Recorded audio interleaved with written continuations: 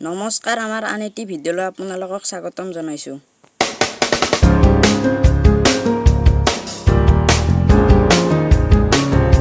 এই ভিডিঅ'টো আপোনালোকে সকলো অনলাইন ক্লাছ কৰা ছাত্ৰ-ছাত্ৰীলৈ শ্বেয়াৰ কৰিব বুলি আশা থাকিল। ভিডিঅ'টোৰ থাম্বনেইল আৰু এন্ট্ৰি চাই হয়তো আপোনালোকে গমেই হৈছে। আজি ভিডিঅ'টো আপোনালোকক কি বনাই দেখুৱাম। আপোনালোকে যদি মোবাইলত ভিডিঅ' চাই বা অনলাইন ক্লাছ কৰে, এই ভিডিঅ'টো শেষলৈ চাওক। এই ভিডিঅ'টোত মই বাহিৰে মোবাইল ষ্টেণ্ড বনাই দেখুৱাম। এই মোবাইল ষ্টেণ্ডডাল বনাব লগা হ'লে এনেকৈ বাঁহৰ টুকুৰাটো সৰু কৰি কাটি লৈ ভালদৰে চাচি ল'ব লাগিব। 6 চেণ্টিমিটাৰ দীঘল 3 টুকুৰা এনেকৈ কাটি লৈছোঁ।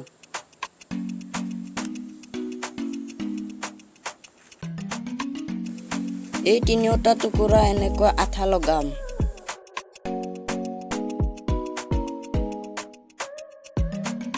এতিয়া আৰু সৰু 2টা টুকুৰা আঠা লগাই দিছোঁ।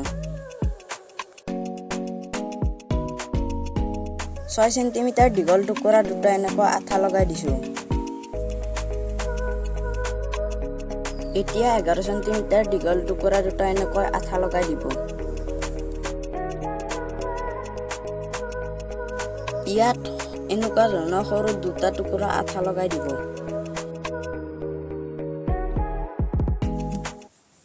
এতিয়া এই ষ্টেণ্ডডাল সম্পূৰ্ণৰূপে হৈ গ'ল।